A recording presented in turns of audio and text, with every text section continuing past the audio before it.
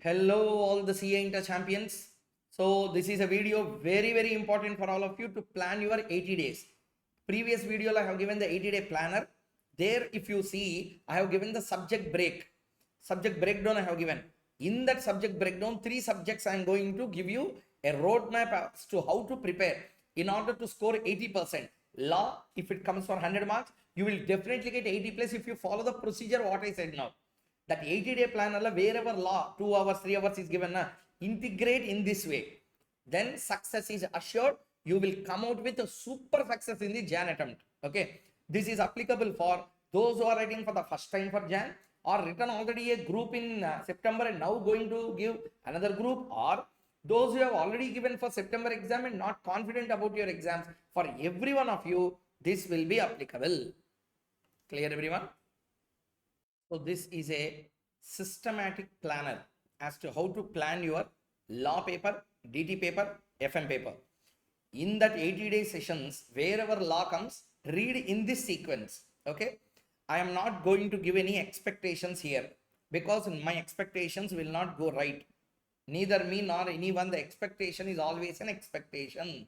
Expectation has a standard deviation that no one will calculate and tell this is my expectation, this is a mean of my expectation, this is my standard deviation. No one will tell. So please, you have time.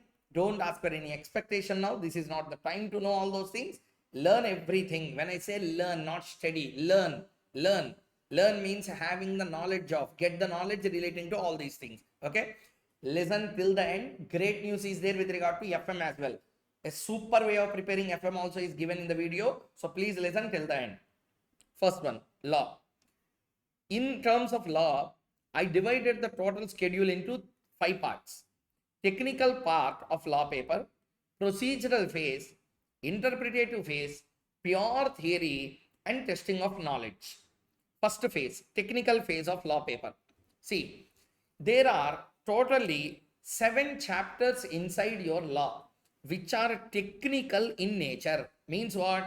It has procedures, it has interpretation, it has a pure theory also. It's a combination of everything. Those are called as a highly technical chapters. There are totally 7 topics in that way. What are the 7? Prospectus, share capital, management administration, also called general meetings, accounts of company, foreign company, dividends, FEMA. All these are technical chapters. In any examination, these will be the main chapters that will be staying on the hit list. Means whatever the names of the chapters I have written here, compulsory one question will come from all of these. Out of 7, at least 5 chapters will be represented in exam, either in MCQ format or in a descriptive format, but will be there in the paper. So highly technical in nature, these areas. Okay, so next, pure procedures means what? Interpretation will be there, but dominated by procedures. Which chapters?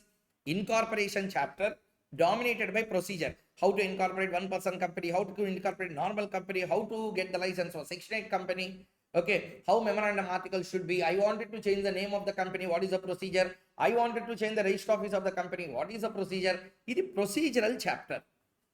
Okay, next, how to accept the deposit, how to accept, not to accept the deposits, how much should be the maximum limit on deposits to be accepted, how the circular should be, how it should be issued, time limits, the deposits.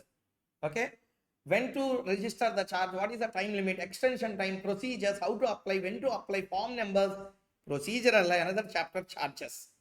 Next one, how to appoint the first auditor, how to appoint subsequent auditor, how to appoint government auditor. Okay, and how to appoint and how to file the return of appointing the auditor, how to file ADT1, how to file ADT3, how to remove auditor, how to resign, and how the remuneration will be fixed. Everything is procedural. This is another chapter. We have full LLP concept chapter. Chapter itself is completely procedural in nature. From this, what you understand? These all are procedural chapter. At least 3 chapters out of these will be represented in your paper. Okay. Next, pure interpretation. No technicality, no procedures. Pure interpretation. Out and out interpretation. Nothing is involved. Interpretation of statutes, and General Clauses Act. Interpretation of statutes and General Clauses Act. What these two are proper interpretation based chapters, means there is nothing other than interpretation. Interpretation. That's all. Okay. Next one is the General Clauses Act. Next one is the General Clauses Act. Pure interpretation. Next one is a pure theory. Means no interpretation, no procedure, no technicality, nothing. Just you need to read and remember them. Preliminaries to Companies Act, applicability of Companies Act, to whom the Companies Act will apply, definition of what is a body corporate, what is a government company, types of company, all these things are there. No? These are definitions. Lastly, testing phase. Because law requires a lot of testing. Okay, it doesn't require reading, it requires what? Testing. See, testing phase is very important. Whether what we learned, are we up to the mark or not? Okay. Doubt will come or not. So for that, question bank, MCQ, RTP, MTP, whichever you have, you prepare from that. Okay. So if you want question bank, go with it. MCQ, go with it. RTP, MTP, go with it. Sir, I don't want to take any other third party question. I will go with institute. Fantastic. Go with MCQs given by institute. Do RTP, MTP at least last 5 attempts. That's all. It's a testing phase. Like this, you need to do the law. Next, when it comes to the DT paper, okay, how to prepare? Again, 5 parts like divided. First, basics of income tax is a core, the foundation of income tax. In that, you should know the IT rates. Okay, IT rates for individual, for HUF, for companies, for foreign companies, for domestic company, cooperative societies, firms, everything you need to learn. Marginal relief you need to know. Surcharge you need to know, or surcharge and marginal relief, because marginal relief is given on the surcharge in excess of 1 crore. Sir, anyway, old and new tax regime. Next, this is phase 1. First, you need to learn about this. Next, residential status. Complete knowledge you should have. Next one is SOT. What is SOT? What is SOT? See, residential status and scope of total income. Whether it is taxable for a ROR, RNOR, or NR, to whom it is applicable, how it is applicable, whether it is accrued or arising in India, all these things we will learn in scope of total income. Next one, agricultural income and scheme of partial integration. It is SOT, it is SOP. SOT represents scope of total income, SOP represents scheme of partial integration. So very, very important for exam. This you need to complete. Next one, accelerated assessments. 172, 174, 174A, 175 and 176. Next, finally, some definitions. Definition of what is a domestic company, what is a company, what is income definition. Like that, there are around 8-9 definitions are there, those definitions. Idella we call as a basics. So if this is completed, confidence will come. Yes, I can study income tax. That confidence building will be done through basics. Okay, next one, start with the procedural heads. Which heads here? Procedural heads. Okay. Sir, what do you mean by procedural heads? A head where only procedures are involved. Means no interpretation involved.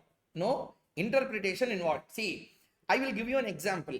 Income from the head salary is there. Gratuity adjustment will be given in the question. How to deal with the gratuity adjustment? Very simple, yeah. ரொம்ப simple concept, na. Go to the exemption. Section 10, like gratuity exemption is there. To what extent it is exempted, to what extent it is not exempted, learn that. Apply the procedure, answer over. Leave travel concession same. Leave salary same. Allowances same. These all are remembrance, memory based chapters. Means what? No interpretation involved. Give this, take this allowance. Give this, take this allowance. If you take this perquisite, taxable. So you should understand why taxable, that's all. No interpretation in the Bare Act. So those are proper procedural chapters. Number 1, IFS, income from the head salary. Next one, IFOS, income from other sources. Listen, I will tell you one comment on this. Income from other sources is actually interpretative, but at final level, not at inter level. Reasons I will tell you. Final level, income from other sources, section number 56 subsection to class 7A. Onwards, discussion will begin. But at inter level, class 7A itself is not applicable for exams. What is the meaning behind? Interpretation starts from that class. From that class, for your syllabus, it's not applicable. If you have a doubt, you can open your study material and see there. So because of that, I kept this in procedural head. So what we need to learn? What is a deemed dividend? Whether this will become a deemed dividend or not. Gift given by whom? Check the procedure. Understood? Pure procedural head. Next. Interpretative and technical heads means what? Lot of interpretation, lot of technicalities and interpretations will involve. Income from house property. Yes. Income from house property. Because line there is a twist. Where act already we completed the classes now IFHP, you can know. Capital gains, highly interpretative. PGBP, extremely interpretative chapter. Okay, next one. So by this we will complete these heads. These heads are easily completed. This will be completed with some effort. Next one. Chapters addendum to the heads. Means what? After completing up to here, addendum means additions to this. Clubbing of income, set of carry forward, deductions. Okay. These are connected to these two heads. Okay. So these should be completed. Because 2 questions will come out of these 3. 8 marks is the area. 8 marks to 10 marks. Lastly, procedural heads will come. Filing, TDS and TCS. Listen.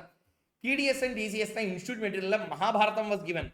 But exam 3 marks to 4 marks question will come. So I will always tell, complete everything in income tax. Complete everything in income tax. Sir, I completed everything. Then you go for TDS and TCS. Then you go for TDS and TCS. This is all about filing. Filing is again a 4 marks question will come in exam. This also another 3 marks to 4 marks question will come. So my point is always complete basics, procedural, interpretative, chapters addendum, finally the pure procedural. Pure procedural also first complete filing. Finally, if you have time, then go for TDS and TCS, or else it will eat your time. Marks will be 3-4 marks. Understood? Same effort if you put for other chapters, you will complete all these things.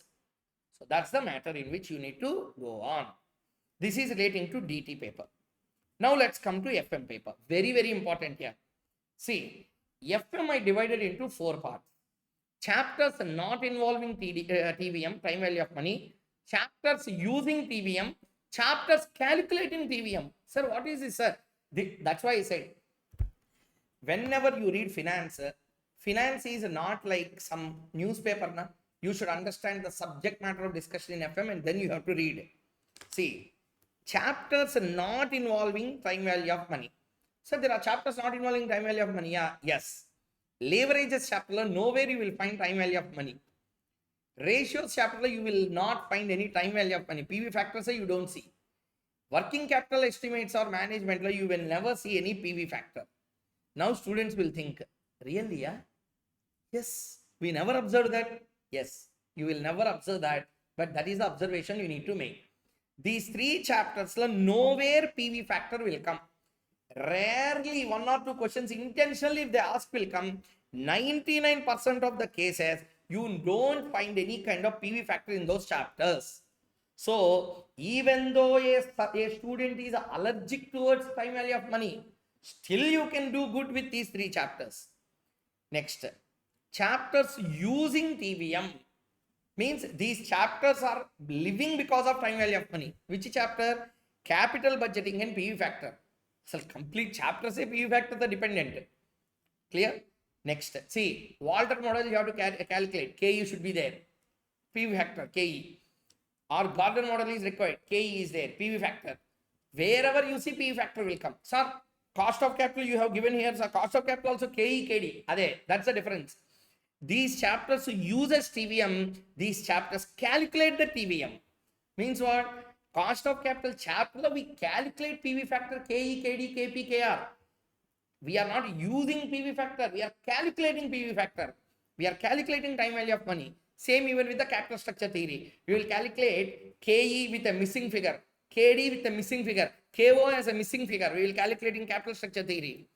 Lastly, pure theory. Scope and objectives of financial management. Sources of finance. This is the procedure you need to follow for FM. If you follow the procedure, what I said now, very, very toughly, means what? If you are strict in applying this particular schedule and prepare well, 1000% I will give a guarantee that you will get 80% in every paper. Law paper you prepare, 100 80 you will get. FM you prepare, 50 40 you will get definitely. DT you prepare, 50 40 you will get definitely. So this is how the pattern of syllabus and the division of syllabus has to be made. Listening everyone? These are most important observations that you need to make out of your 3 papers for 200 marks. 50 marks DT, 50 marks FM, 100 marks of law paper. This is the strategy of your preparation for that 80-day planner. To that 80-day planner, integrate this. Okay. Thank you very much. All the best.